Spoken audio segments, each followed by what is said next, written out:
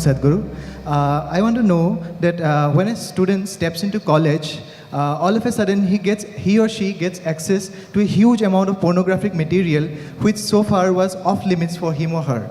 And in the process, he or she enjoys that, and as we said, he or she experiences heaven on earth. But, and we even have nicknames for those people who overdo it. They masturbate. We overdo it sometimes. So how do we know how much of that is good or bad? And so can we have the truth about masturbation? Oh, looks like a popular question, eh?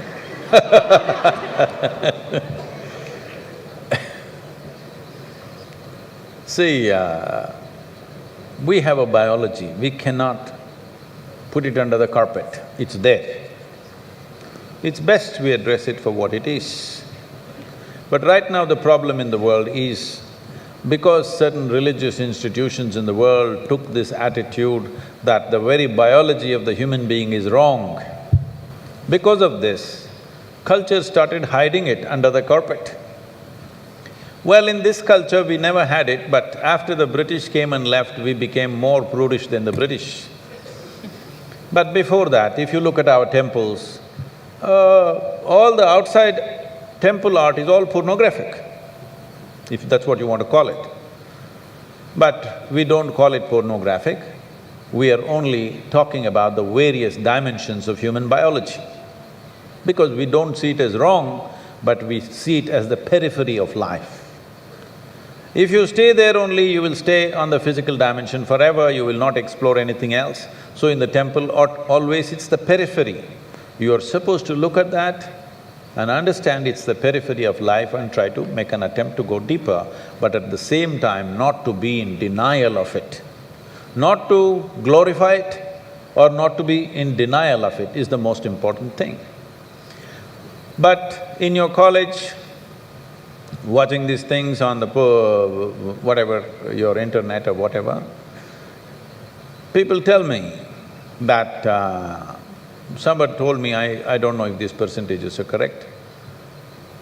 When I was asking, what is the content? I was trying to understand the internet and its content, what is the real content on the internet? They're telling me, you should know, they're telling me 70% of the content on the internet is pornography. Is it so? Is it so? You must be the expert.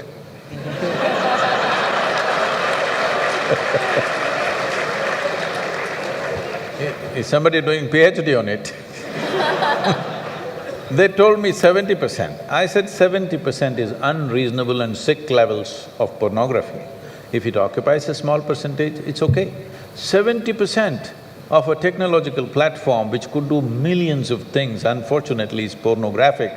Just biology of life.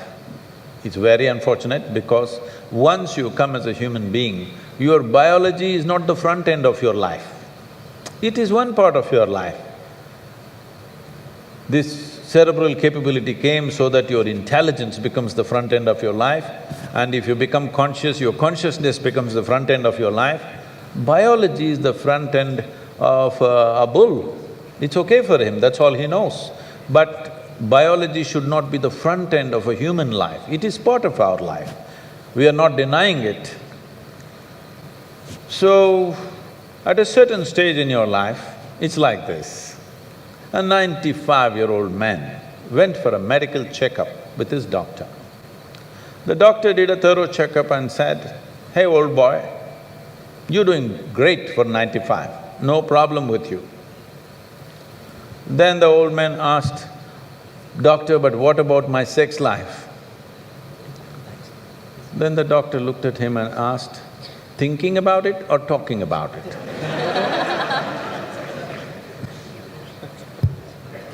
So at different stages of life, there are some times you only think about it and talk about it, there are some times you indulge in it. These are passing phases of life. How much of it is needed for you, you are the best judge. But at the same time, you came here not to explore your biology. At least you should have gone to MSc in biology, you shouldn't be wasting your time in a technological institute exploring biology. Does it mean to say you don't have biology, you don't have biological needs? You have, it's fine, but it must be on the periphery. It should not become the core of your life because it will reduce you in the sense a creature which was purely biological evolved into a place which has an intelligence of its own beyond its biology. See, animal intelligence works for its biology alone. How to get its food, how to get its mate, this is all its entire life is. If human intelligence also functions like that, you are bellying the evolutionary process. You are seeing how to go back, take the evolutionary process backward, not necessary. This does not mean you do not have a body, body has its needs, as there is physical hunger, so there is sexuality. You have to address it in some way, but to what extent is your choice, but definitely it should not be the front end of your life because you're rolling back evolutionary scheme of putting your intelligence and consciousness in the front. Instead of that, you're putting your biology in the front.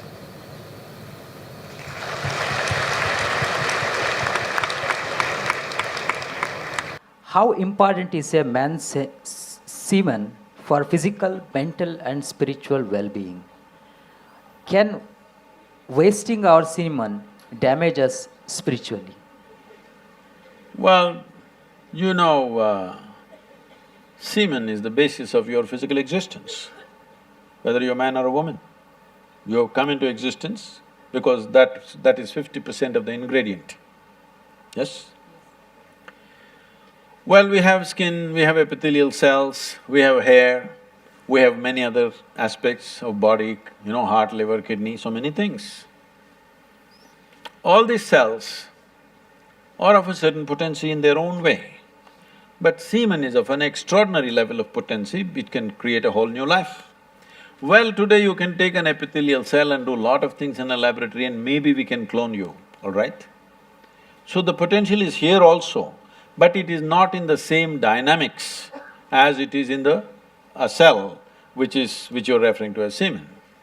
So in the yogic culture, this is called as virya. Virya also refers to what you call as vajra, which means stability, or diamond, which is the hardest thing. So in the human body, virya is considered to be like vajra.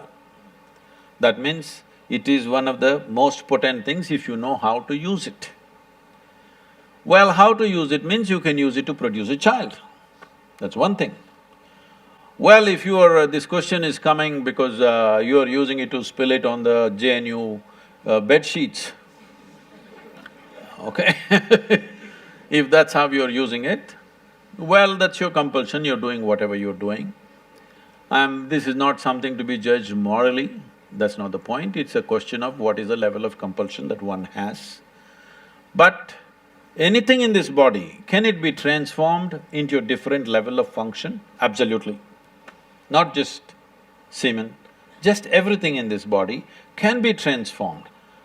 See, suppose I gave you all soup-making ingredients, same soup-making ingredients to every one of you. Do you believe all of you will produce the same soup? No. You will produce 500 varieties of soups, those same ingredients. That's all that's happened with us right now. All of us are fundamentally same ingredients, but see how different each one of us are. Different soups.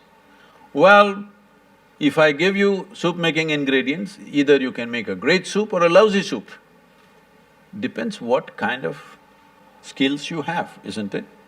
So this goes for everything, not just for semen. Every dimension of your body and your mind, you can transform into something tremendous, or you can make it mediocre, or you can make it a serious problem. Every aspect of your life. That goes for this aspect of life also. This same energy, see, people are making it literal translations, but if you want to produce a certain, let's say epithelial cells, how much energy the body spends on it? And if you want to produce a cell which you call a semen, how much energy body spends is very different. This can be scientifically established. So, when you're investing so much energy in that, obviously it has a potency if you know how to explore. But are you competent to explore? Are you capable of exploring? Do you have the necessary sadhana and guidance to do that? That's a big question mark.